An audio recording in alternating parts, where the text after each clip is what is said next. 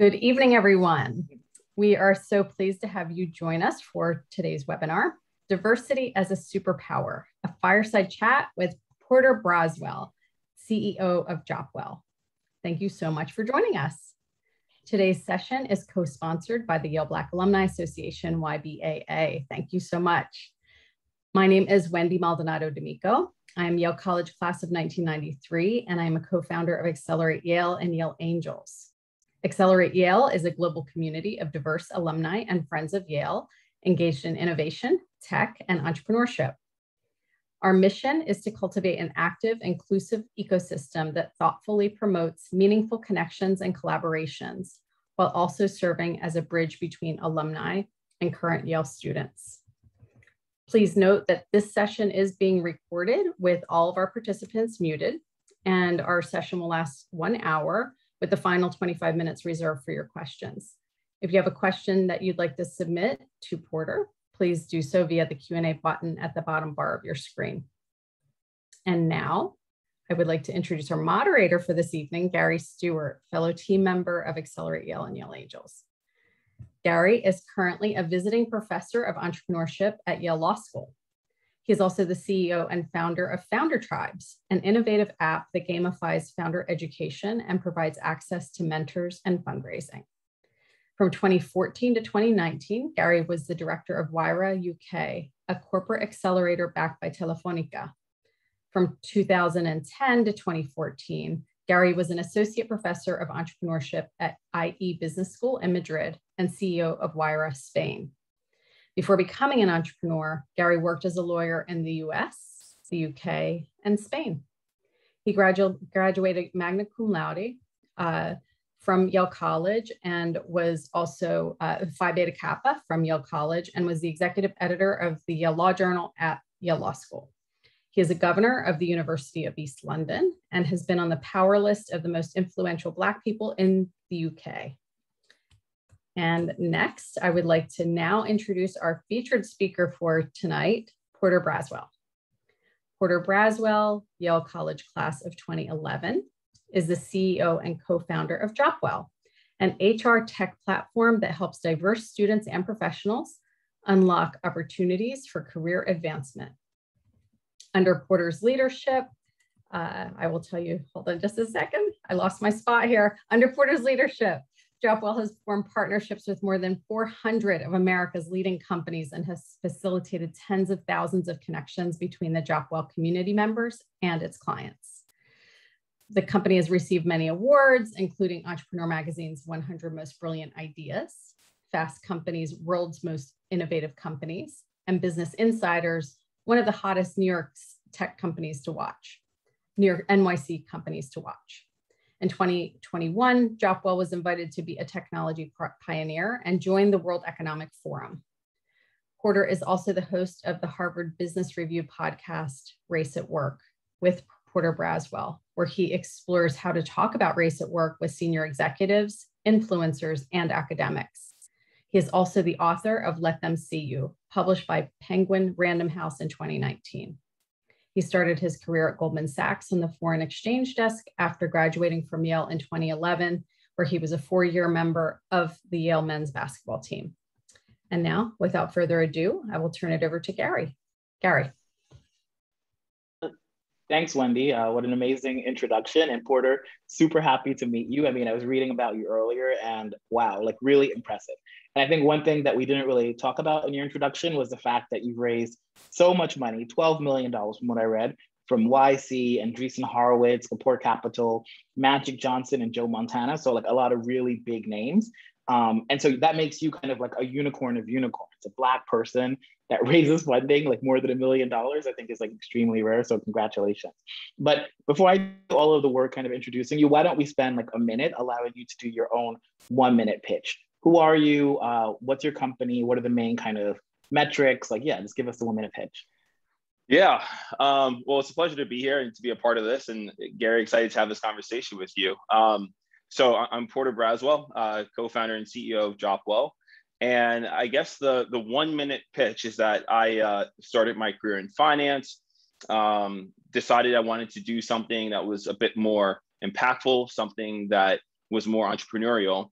and for a variety of different reasons, which I'm happy to get into, decided to go out and build Jopwell, a diversity-focused recruiting platform. And basically, flash forward, now coming up on 7 years, there are about 100 of us at the business. We work with, again, over 400 companies on one side. On the other side, we have hundreds of thousands of members. The platform sits in the middle and facilitates the connectivity. And we essentially built the business because companies kept saying that the talent doesn't exist. It's a pipeline challenge. And we knew that that wasn't the case.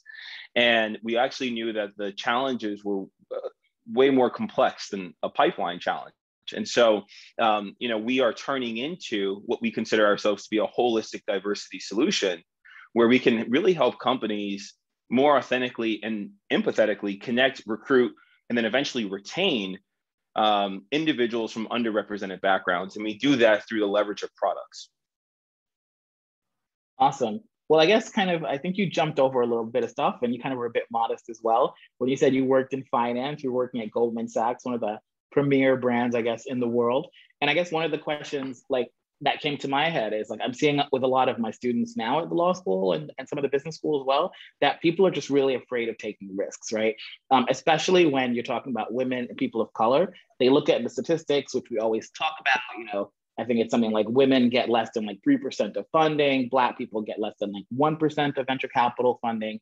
And so it just seems really scary and daunting. And you had a really comfortable gig at Goldman Sachs, as a person of color, which is also kind of, a huge challenge. Why did you give it all up? How easy was it to give it up? How did that process of saying, I'm out of here, work?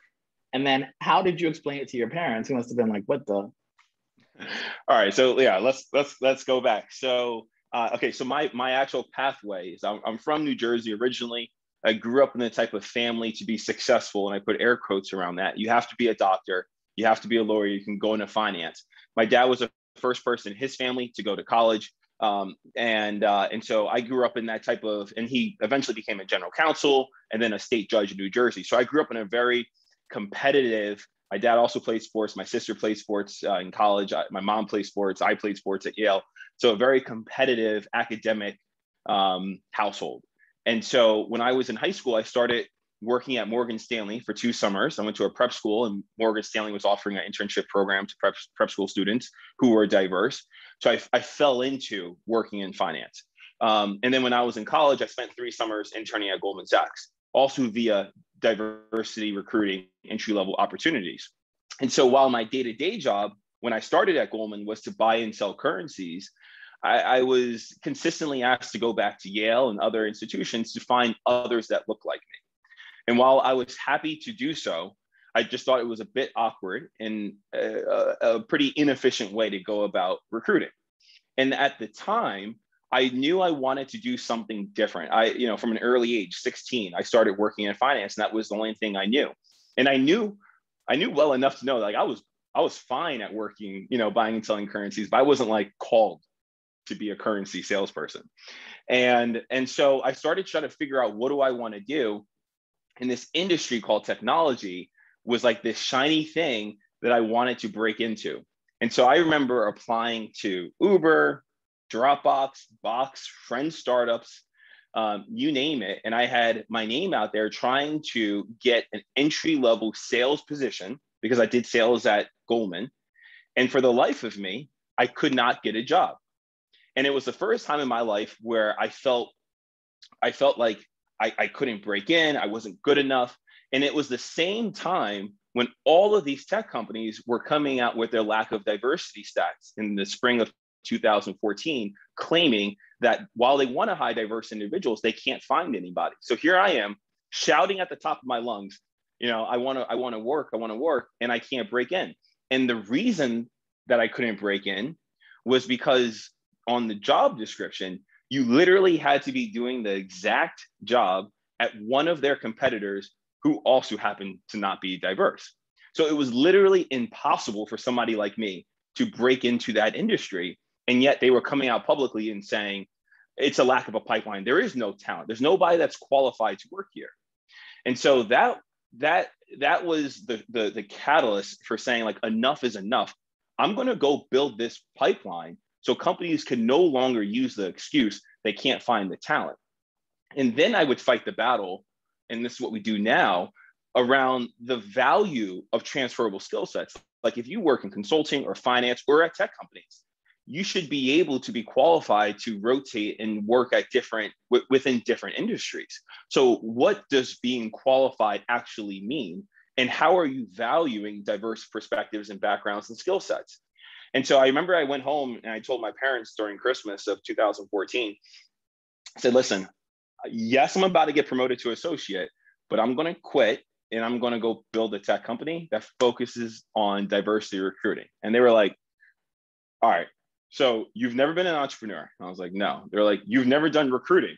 I was like, nope. And they said, you're not technical. I was like, yup, not technical. And they're like, so you're going to go build an HR tech diversity focused recruiting platform and leave Goldman to go do that? And I was like, that's exactly what I'm going to do. And they're like, you're making the worst decision of your life. You're going to fail. And when you do fail, it's okay. Remember, we told you so. And that was by far to this date, the most uncomfortable, awkward conversation I've ever had with my parents, because it was in that moment that I said, I hear you, but I'm going to do it anyway. And that was the first time I went against my parents' wishes. And, now they're big supporters and very happy with everything that's happened. But that was definitely, I went against my parents' wishes to go break into this tech world and try to go and build a business. And so, yes, there are a lot of hurdles and unique hurdles that I think communities of color and people from communities of color experience, because our parents, if you look statistically, didn't start their own businesses, definitely didn't start their own tech companies. So it's foreign to them, in their mind, go to corporate America. You go to analyst and associate and vice president and managing director and then partner. They can brag about you. Their friends have heard of the companies that you work at. So in their mind, that's success. But obviously we live in a different day and age where I think, especially for individuals that have gone to Yale, you see how wealth has been created, and it's through owning assets. And so this whole thing of like, just put your head down and work for 30 years just didn't vibe with me, and decided to do a different path. So that's the full context. No, I hear that, and congratulations. And I guess one of the things that kind of resonated with what you're saying is, we've been reading in my class, the Harm Capital case study. And I guess when, those guys decided that they wanted to focus on, women and minorities, people were like, oh, it's a charity. Because anything that's focused on minorities and women, even though that's 70% of the population, it's too niche, right? I guess, doing like Angry Birds or whatever, like that's for everybody. But like, 70% of the population, I guess, is like, kind of niche. So how did that work out? Because I remember I read something where you said that you were doing something that traditionally had been kind of, I don't want to say relegated, let's say delegated to nonprofits, and you were all of a sudden trying to figure out how to do it in a kind of business-like scalable way. Tell us a little bit about that journey. So when we started the business, I looked around and I saw nonprofits that were in this space doing incredibly valuable, necessary, and needed work. The hand-to-hand combat of the coaching, the training, the mentoring, the sitting down, having coffee, really helping, one-to-one, the individual get opportunities and identify what they're qualified for, and then making those connections. And we all know those nonprofits. They're still around. They do fabulous work. And again, like, it's needed. The work that they do is so greatly needed. What I thought through was that all of these large notable companies have historically partnered with all of these nonprofits. And if you think about the number of individuals that are a part of these nonprofits, you're looking at like a few thousand people per year. So it's a very, very, very, very, very select group of people that qualify to get into these elite nonprofits that all these companies historically have recruited from. There's 44 million Black, Latinx, and Native American students and professionals in the workplace or in college. So companies use the excuse, well, we work with 20 nonprofits and we don't see a talent pipeline, so I guess the talent doesn't exist. And so when we started the business, we realized, A, we have to do this work at scale. B, the population is less than half of a percent that actually find their way into these nonprofits. So that's not the population. That's not the pipeline. The pipeline's everybody else. And so how can you surface all of these individuals if you're not using technology? And then we made the leap to think, why on earth would we be a nonprofit? If we're solving a business challenge, why should we not be compensated for that? And I didn't understand why the diversity space was only thought in the lens of being a nonprofit, because in my mind, there's absolutely nothing wrong with doing well and making money. And I'm not bashful about that. And so we said, we're going to build this business as a for-profit entity that's doing good work and solving important problems. And as a result of that, we've raised about $15 million, and there's a lot of really exciting things I'm excited to announce down the road of some of the things that, we're doing and we're going through. But, we started it with the mindset of like, we want to do this in a major way, in a big way.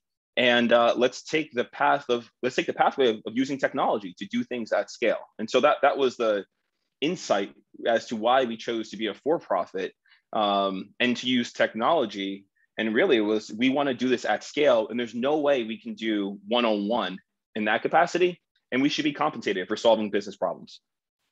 So I'm going to get back to that a little bit later because there's a question there. But first, the one I want to ask though was, you also said that you thought that corporates were basically, they were acting as if they were still in the civil rights era or something like that they hadn't really changed their recruitment model since the civil rights era. What do you mean by that? I don't know what I said exactly, but the general theme of that, I would say, is that organizations, so there's a lot of different ways in which organizations go about recruiting. And it really comes down to where they are on their diversity journey. So as we saw, let's call it post the murder of George Floyd, when every company had to step forward with their diversity strategy, they were put in the spotlight. Some companies literally had never even thought about talking about these topics, engaging in these topics, putting a response out. Should they put a response out? How do they talk internally about this? Where's their employer brand showing up? They got caught flat-footed. And so as they think about recruiting, we almost inform them, pause on the recruiting, get your internal culture correct so that when you do hire people from diverse backgrounds, they can thrive. So like step one of this long journey is really starting to identify the types of cultures that these organizations are striving to build, and really being clear on defining what does diversity even mean to that organization. It's easy to say we have a diversity challenge. It's a lot harder to say, we have terrible representation from Black communities. Like there's some tension, there's some awkwardness that if you're not comfortable engaging in these topics, you're afraid to use words. And when you don't leverage and use certain words, then you're not really talking about anything. You're not going to find solutions to problems. And so starting on the very, the first inning of this journey, you have to be able to define what it is you're talking about, start to engage in those dialogues internally, create strategies, then move on to building programs, and then move on to actual hiring into either programs or leveraging platforms where you can find more diverse talent. And so it's really starting to identify where you are in that journey. Now, the larger you are and the more resources you have and the more you've been thinking about it, then you probably already have the programs in place. You probably have entry-level feeding programs that bring in classes of individuals that typically have transferable skill sets. Like I was a poli-sci major and I was able to work at Goldman in a foreign exchange capacity. And so like you can bring in people from different backgrounds, but then the problem with larger companies is around retention. So typically when you get to that next promotion, there's a leaky bucket. So those companies need to focus on promotion, pay equity, understanding the difference between equity and equality, and that there's a major difference between the two. And so starting to unpack those dialogues within those organizations, it's like a higher level of needing to understand the different concepts. And so everybody's on a different kind of spectrum. And so for each company, they have to determine what's going to work best for their organization, depending on how long have they been focusing on these topics. So, but I guess one of the assumptions that you're making that I don't know that I would make is that people actually want change, right? So I was reading an article the other day that like after George Floyd's death, you know, large corporates have committed about $50 billion to racial equity, et cetera. But actually only 250 million has been deployed, right? And so it, you know, you see that like things keep looking like progress, you know, civil rights era, et cetera. And then there's always kind of like the step backwards, Obama, Trump. So what makes you think that things really have changed? Do you think that George Floyd reflects like a kind of inflection point? And if so, how do we keep it going? Because for me, it's like, I already see the corporates getting kind of bored. They're like, on to the next thing. Let's focus on climate. Let's focus on something else. But it's like that George Floyd thing seems to have been kind of, you know, potentially just, you know, ephemeral in some senses. What's your thought on that?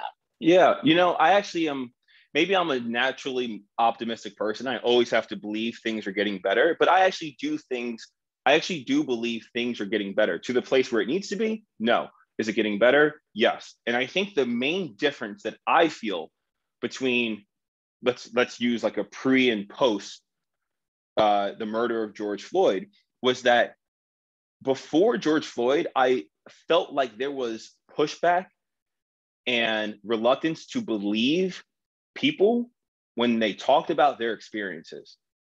Post, I think there is some level of acceptance now in corporate America of a few things. One, Black men have unique experiences. Black women have unique experiences. People of color in general in this country, AAPI communities, we have experiences. And so when we tell you that we're living through these things, I feel like there's now a level of acceptance and colleagues wanting to learn and be open to having those dialogues in a way that they were reluctant to have before. I think that's major. I think that's because I genuinely believe that people are kind. And if I'm trying to engage with my colleague and there's an openness to listen to what I'm trying to tell you of what it's like to live in this country, I think people tend to want to be a part of a solution. And so I think that the dynamic has shifted where these, at the very beginning stages, dialogues are now happening. Now, that's not good enough because action has to happen on the back of that.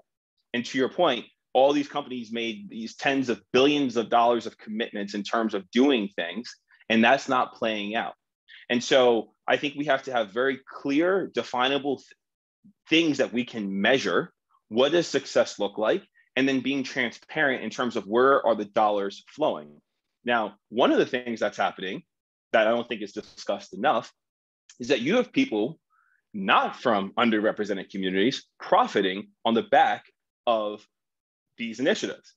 And so I'm not going to call it any individual names, but what really does not sit well with me are people from the majority community claiming that they are the solution for underrepresented groups or diverse groups in general, getting funding, and then trying to go out and solve these challenges that they know nothing of. And that's profiting off the back of the work that many folks have always been focusing on, who actually have real experiences. And I think that dynamic needs to shift. And shame on the funders, but more importantly, shame on the companies for working with those types of institutions and organizations. That to me is what really needs to shift, and it needs to be called out. And I don't think that conversation is being had enough.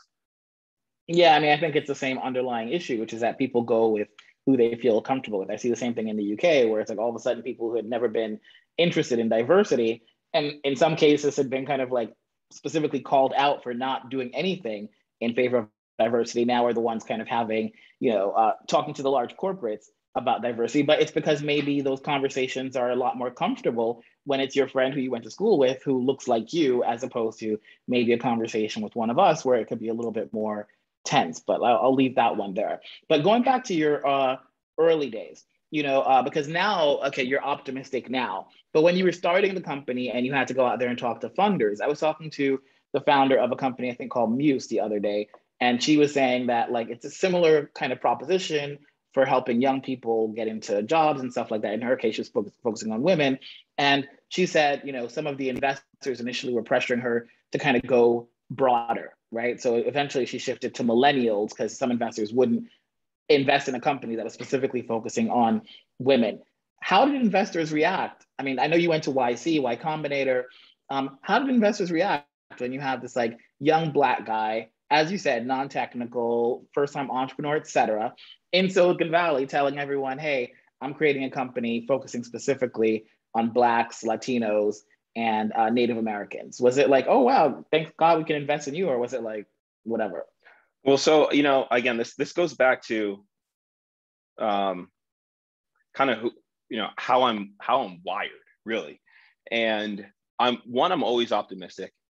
And two, I always have that, and I think all entrepreneurs, you have to have this like unreasonable amount of confidence.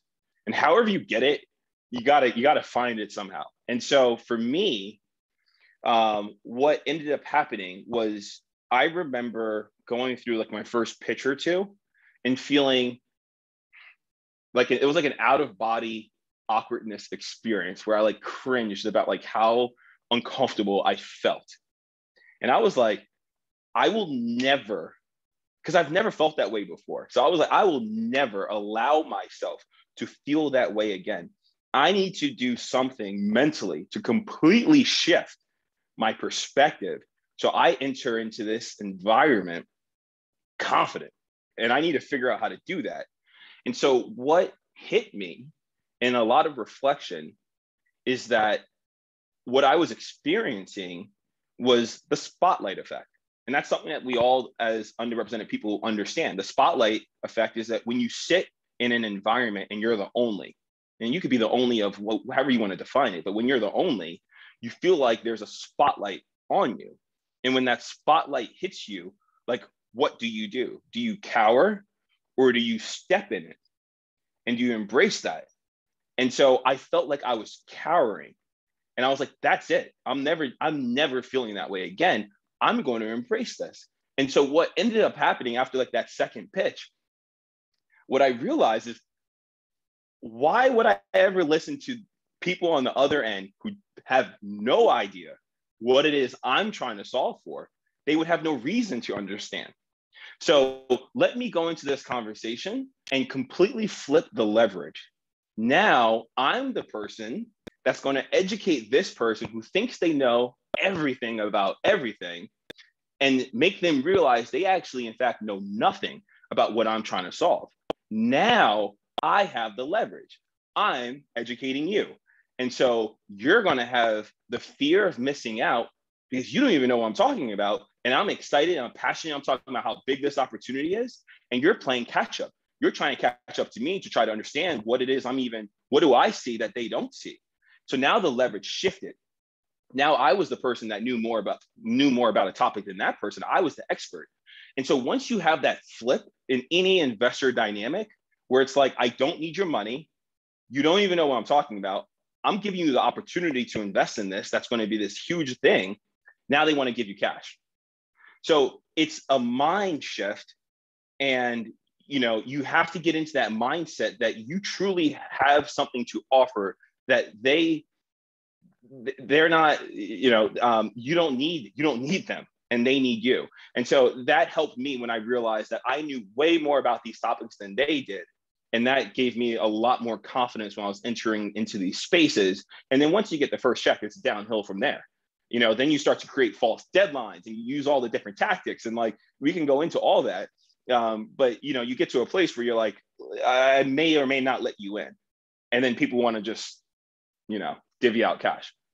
But then I guess one of the questions I always ask myself is like, if it's this difficult for us, like you went to Yale, I went to Yale, whatever, you're at Goldman, blah, blah, blah. How difficult must it be for people who don't have all of these like badges? Because it's not as if like everyone in these other locations have these fancy educations or these fancy badges, but they have, I guess, a certain level of privilege, and we can kind of counteract that with the privilege that we may have by association. But have you ever thought about, or what was your experience at like YC or other locations with people who didn't have those sorts of badges because you were the only for a reason, right? Because you had the badges. I'm not sure. Do you think that you would have gotten the same opportunities if you didn't have the badges as a Black man? So you're saying like, what do I think the experience is from people from our communities who didn't go to Yale? Is that Yale or Harvard or anything like that? Like like statistically, it's impossible. I mean, like statistically, less than 1% of funding goes to Black men and women. So forgetting about even having a badge, having a Yale badge it still doesn't matter. We're still not getting the funding. So is it even harder? Absolutely. It's even more difficult if you're from underrepresented communities and you don't have the badge. It is impossible if you do have the badge. So the system is broken in so many different ways. I don't care if you have the badge or not. It is designed, investing in venture capitalists is designed to identify patterns so that things look familiar, which is why they'll say, oh, I'm the Uber for X, right? You want to find a pattern and then apply capital to that. So if 99.9% of your investments look a certain way, you'll develop a pattern for that, regardless of your badge. So the system is disgustingly flawed. It needs to be fixed. And what frustrates me the most, especially post the murder of George Floyd, a lot of institutions, companies, and VCs came out and said, we're going to do things differently. They haven't done anything differently. They've raised larger funds because they talk about investing in underrepresented founders, but they're not actually deploying that capital. Or at least if they are, where's the transparency behind it? Because statistically, things haven't changed. So like, while again, I'm always an optimistic person and I feel like things are different, the reality is that we still are in a world where there's a disgustingly disproportionate amount of funding that's not flowing into the communities that it should flow into. But what do you do when that happens? I think you have these types of dialogues, and I think you keep moving forward, and you don't stop, and you don't not build businesses. You keep moving forward, and you try to knock down those obstacles, but you call it out when you see it happening. Yeah, no, I hear that, but I mean, at the same time, it's like entrepreneurship is so tough, even for like a white guy from Oxford and Yale. I mean, much less a Black person who's like statistically unseen. I mean, I think that's what you feel sometimes. Is that like people, when people say, "Oh, there's no pipeline of Black talent," I'm like, you got two people right here. What, can't you see us? Like, or are you just saying that we are not talented? It's kind of like sometimes it's almost, well, it's not, I was gonna say it's almost insulting. It's completely insulting to say that there are no Black people at, Yale right now. I think Yale Law School, 52% of the incoming class are people of color. I think, so it's kind of like 50, I think it's something similar for like women. So it's not that we don't exist. It's just that people don't see us and therefore they think that we don't exist because we're not their friends. And I think that's kind of one of the interesting challenges. But kind of going back to your story, eventually you did get funding, and not just funding. You got funding from like Andreessen Horowitz, like one of the top VC funds in Silicon Valley, in addition to Y Combinator and all that kind of stuff. So tell us a little bit about how that process went, and how did you feel? Did you be like, okay, good, I'm like Mr. Jefferson, I made it, that kind of thing? Or like, what was it like? I never get, and this is, if you ask any of my friends, I never get too excited. I never get too down. I'm a pretty like consistent person. And so what is it like in general to get funding? So the way I view funding, and this is why I think we've been successful thus far, is because funding is an outcome of building a good business. Like when you're building a good business and there's something that's working, you should go get capital to accelerate that thing. I think people often flip it and they think about, I need funding to go build a good business. Like I fundamentally disagree with that approach. And I think what often happens in startups is that they take in cash. It's also important, let me take a step back to understand the VC model. The VC model is 1, 2, maybe 3 companies are going to work. The next 7 are going to binary fail. So they're betting on a very, very, very small amount of the companies that they fund to go out and become huge unicorns. That's the model that that's the model that they apply. And that never sat well with me, still doesn't sit well with me. That, like, again, coming from the communities that we come from and having the conversations I had with my parents, I'm not building a business where it's like, we either fail or we become a multi-trillion-dollar business. Like, there are milestones along the way. And I think if you go out with the mindset early on of, let me build a good small business, which people forget a small business comes before a big business, that makes a little bit of money, that can keep on the lights, that can pay my bills. Then I can scale it from there. And that's when you take in capital. So when we went to go get capital, we were already making money. We already had employees. We were a break-even company. So we were able to take in money, hire people. So when we went and had the capital, we applied it to the different areas of the business that we felt we could accelerate. And so, now we're approaching, we'll be 100 employees by the end of this year. We haven't taken in funding in 3.5 years. We're a very successful business because we haven't been dependent on outside capital. And now we have a lot of leverage when we enter these conversations, given, the milestones where we are as a company. Anytime you're not dependent on the capital because you're building a good business, then the money will be there. And so, but you got to get into the mindset of like, let's build a company that's not dependent on outside capital. And you start with building a small business. And there's nothing wrong with building small businesses that pay the bills. People want to build these large funded companies. I think that's the wrong way to start a company. That's interesting. And I guess one of the other questions I had is, going back to the notion of like demonstrating credibility, you're now also kind of like writing, or you have a podcast with the Harvard Business Review. How important was it, especially as a kind of, underrepresented founder, for you to kind of be associated, going back to the question I had before a little bit, with these different brands? I mean, what was the reason that you wanted to be with Harvard Business Review? Was it so that like other corporates and stuff would say, hey, he's with Harvard Business Review, so we got to take him seriously? Did you feel a need to do that even more because you were a Black man? Help me understand kind of the motivation. Yeah, I mean, honestly, the motivation was, so the context is I decided to do this podcast in November of 2020, trying to get my years right. So about a year ago, decided to do this. And because after the summer of 2020, or actually throughout the summer of 2020, I was trying to figure out what's my form of protest. So when I live in New York City, when everybody was out in the streets and protesting, I have a 17-month-old daughter. So at the time, the last thing I was going to do was go outside. I was like literally in my apartment for months, right? So I wasn't willing to go outside because of COVID and potentially bring that back into an 9-month-old baby at the time. So I was sitting in my apartment thinking like, well, what can I do? Where can I play a role in this? And starting to think through my network, my resources, the platform that I have, I thought that I could at least spark conversations about how to talk about race, given what we're living through as a country in the workplace. Because I know that our community has always felt like we need to be able to explore these conversations. Otherwise, we'll never feel like we belong in the places where we operate most of our days. And so when I thought about that, I thought, okay, who in these larger organizations can influence change? And I thought the top down. For these types of dialogues, it's the CEO, it's the board, it's senior managers. It's their responsibility to create the structures and the spaces to allow these conversations to happen. And then I thought through, okay, who are my partners that have that audience? And I've done things with HBR in the past and gotten to know their teams, and I've written things for them in the past. And so decided that I wanted to work with them, given I thought their audience was the audience that had to grasp these conversations and have a better understanding of how to talk about these topics, and chose to work with them. And they've been a tremendous partner of mine, ever since, and really excited about the relationship.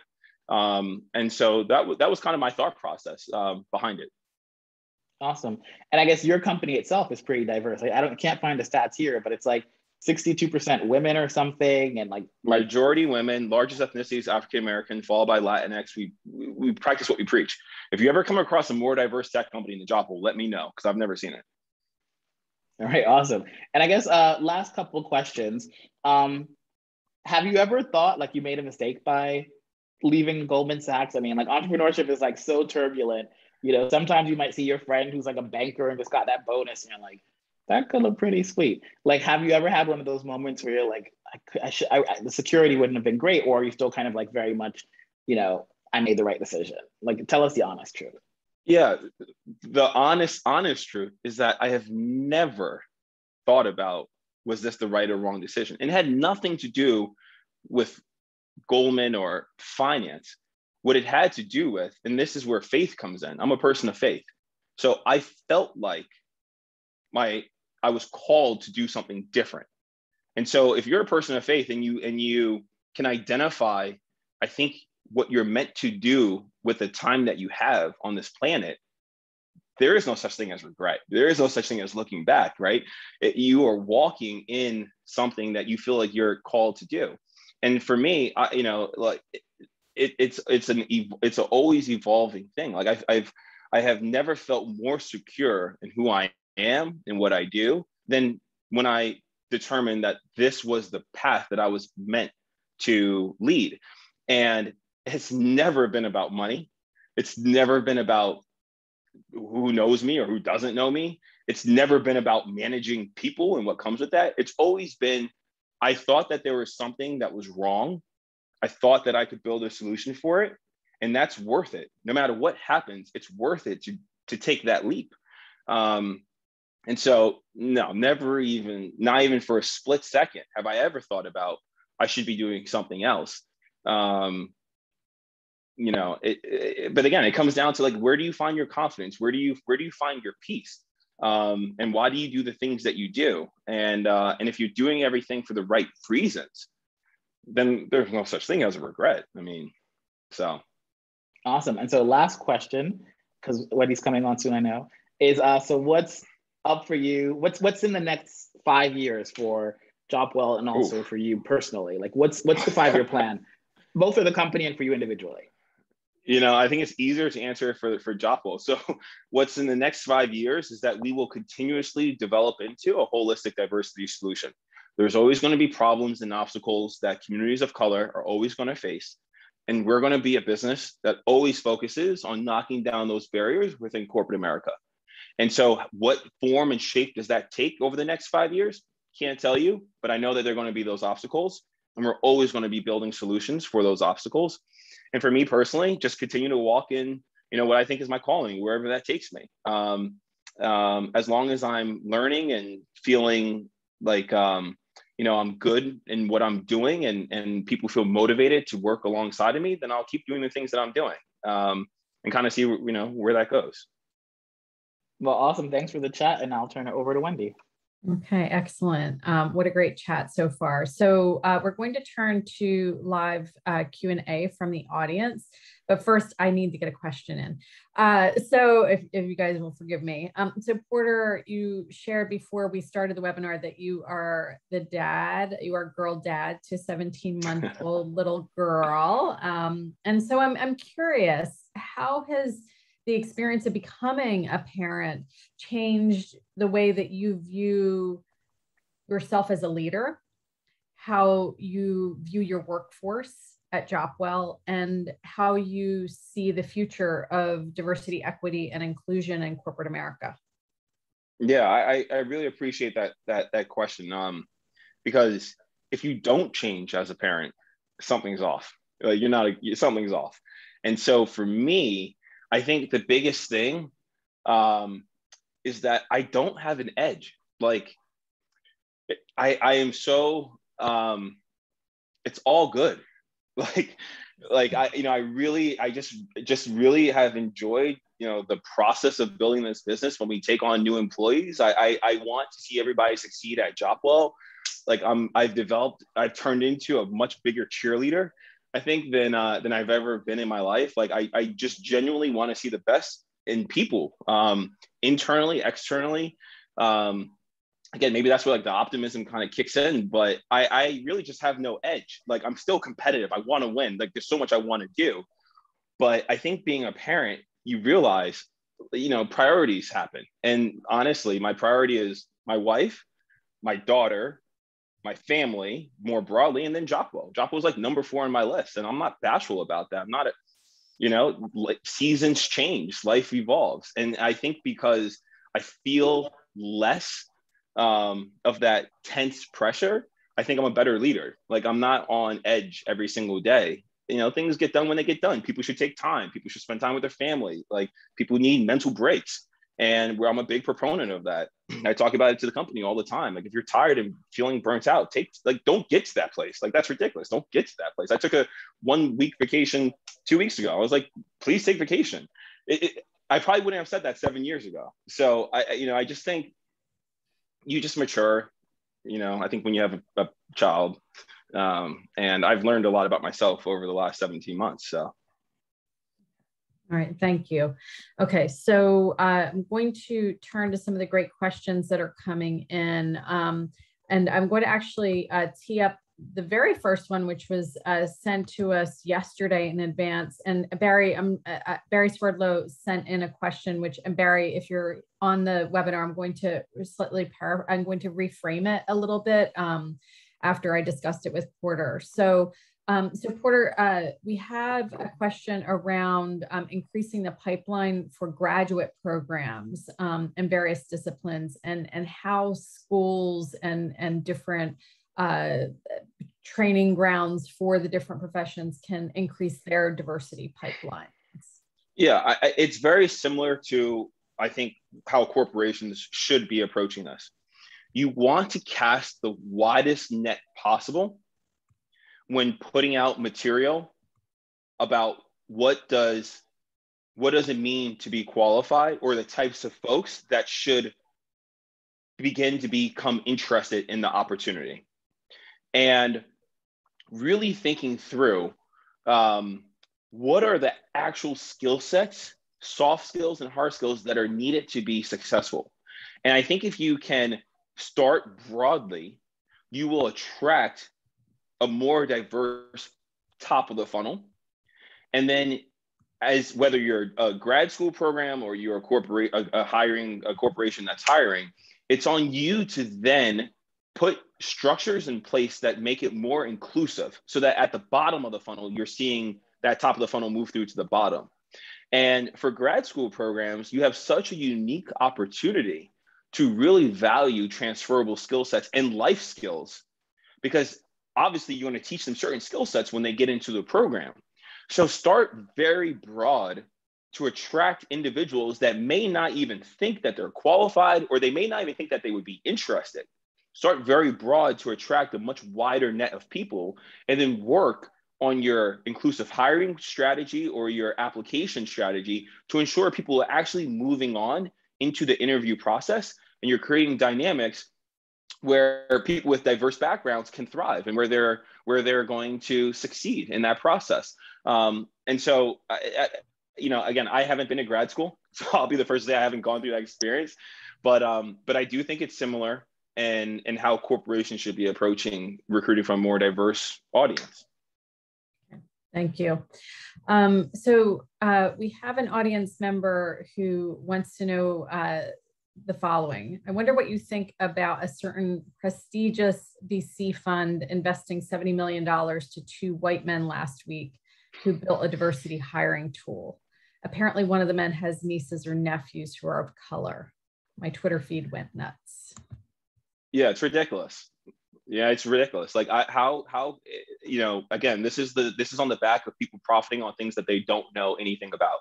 And so it's incredibly frustrating.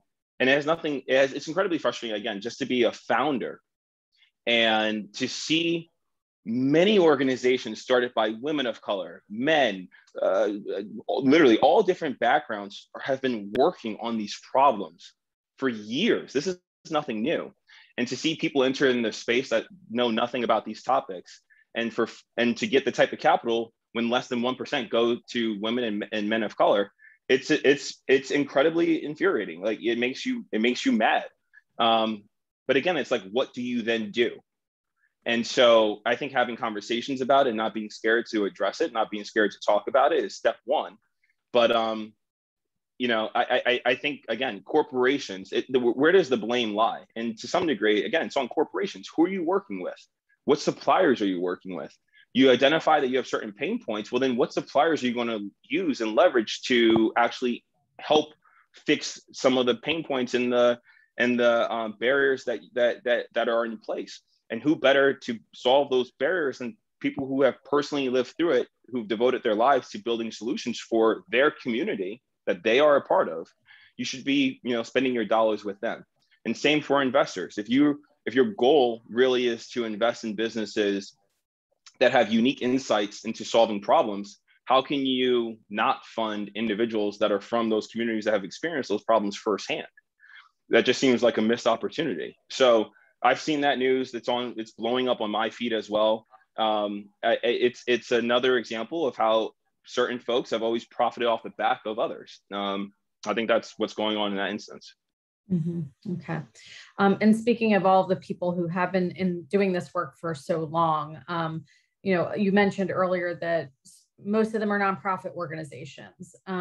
So one of our viewers is wondering if you've ever been encouraged to transition to a nonprofit yourself, or I think the question is around you personally, though I don't think it's about making Jopwell into a nonprofit, but have you ever been told, oh, Porter, you should definitely come to the nonprofit side, come to the dark side, the nonprofit side? No, I've never. I serve on the board of several nonprofits, so I donate a lot of my time, energy, and resources to nonprofits. Again, they're so necessary in what they do, and they need to exist, and they need to thrive, and they need to be supported, and they need to be funded, and they need to have many seats at the table. So I can't express enough how important the work is that they do. I also think that there's a need for for-profit businesses as well, that are tied to different outcomes than a nonprofit. And so both have to work in collaboration with each other. Okay. So the cornerstone of your business is diversity.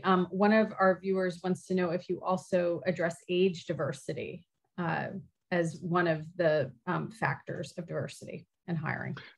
So specifically, Jopwell focuses on Black, Latinx, and Native American communities. And within that population, we have individuals starting in college all the way up through being very senior in their careers. But the general demographic that we focus on is around racial diversity. And there's so many complex challenges with just focusing on race that it's hard to then also try to tackle different definitions of diversity underneath the diversity umbrella. Now, that's not to say that like other verticals don't matter. It's just to say like, I'm not the one to build those businesses. And so those businesses should exist. People should be tackling those difficult problems that are existing in the world for groups of all different verticals within that diversity umbrella. And I would love to see people going after those other businesses. They should exist. But what we focus on is very specific for trying to get that right in and of itself, which is a Herculean task. That's our focus, but I think that there should be so many businesses built by people from those communities or from those demographics to solve those unique pain points that they have unique insights into. You mentioned earlier that you're a man of faith, and one viewer would like to understand what you meant by that. Do you mean religious faith, or do you mean some other type of faith? Yeah, religious faith. So for me, having a relationship with, within my religion allows me to have the confidence to walk out the walk I'm supposed to be doing in the time I have on this earth. And so again, everybody I think finds comfort or confidence from different sources. For me, it's in religion. That's a really important component to who I am and my belief system, and what helps me get out of the bed in the morning and be a good parent and be a good husband. It's that being a person of faith in the context of religion is a really important factor for me. Thank you. What advice do you have for entrepreneurs in the Yale community, aspiring entrepreneurs, people who are in the belly of the beast right now? What advice do you have to share? If you're in the beginning phases, I would say focus on building a small business. It's so important to remember that you have to build a business that you're building something that somebody actually wants. So like Y Combinator has this mantra: build things that don't scale, and B, build something that people actually want. And we get so caught up in trying to think about how am I going to do this at scale? Or how am I going to do this without $10 million in funding? Or how am I ever going to compete with with Amazon? Like, thinking about those things are so irrelevant when you're first trying to launch something. Focus on building a thing, a product, doing something as a service, human capital, and selling it into a corporation, and they're willing to pay you for a thing, or selling it to a consumer because they're willing to pay for that thing. Get some traction, and then think about building a bigger business once you've built a small business. I challenge entrepreneurs all the time. Make $100,000. You know, you're thinking about these big businesses, make $10,000. Like, try to do that first. And when you accomplish that, let's have another conversation then about, okay, how do you make 100,000, or how do you make $1 million? And then it's baby steps. But then once you start doing that, it starts to work. And then the bigger ideas start to happen, and you can raise a little bit of capital to start to accelerate some of those efforts that you have a unique insight into. But start small, and there's nothing wrong with that. And I think the culture is one of raise a lot of money, go burn it, go build this huge company. And I think that's just fundamentally flawed.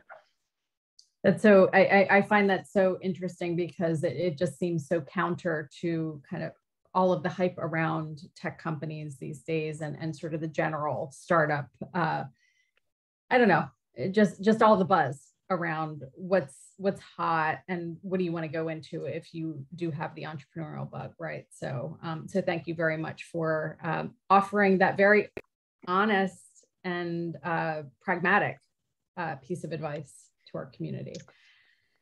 So we are just about at time here, and I want to just thank Porter for joining us this evening. What a fabulous conversation. Gary, as usual, you hit it out of the park. Porter, you are so awesome. We were so honored to have you with us this evening for an hour of your precious evening away from your family. So I just wanted to go through the normal routine of thanking everybody for coming tonight. I also wanted to thank the YBAA, the Yale Black Alumni Association, for co-sponsoring tonight. And as always, the Yale Alumni Association Shared Interest Groups, which loans us their Zoom account so we can make these awesome conversations with leaders in the Yale entrepreneurial community happen for all of you. This session is being recorded, and it will be uploaded to YouTube in about a week or so. And we'll send out a link so you can see that. And we'll also post it to LinkedIn and Facebook. And then I also just wanted to mention that we do have a pitch competition coming up on October 26th at 6 p.m. I want to thank everybody who threw in their hat to compete. That will be focusing on female and underrepresented founders from the Yale community. So we now have a whole bunch of submissions to evaluate, and we're going to get down to five finalists will compete that night for a prize of $10,000. So stay tuned. If you applied and you haven't received acknowledgement yet of your deck submission, I'll get those out. If you don't hear within 48 hours, please ping me and let me know. Just make sure I got your deck. Just making my way through all of those. So please tune in on October 26th for that pitch competition, and best of luck to everybody who applied. And in closing, Porter, it was wonderful to spend this hour with you. Thank you so much. We look forward to staying in touch. Thank you for having me. I appreciate it. Thank you as well, Gary. Okay. Good night, everybody. Night.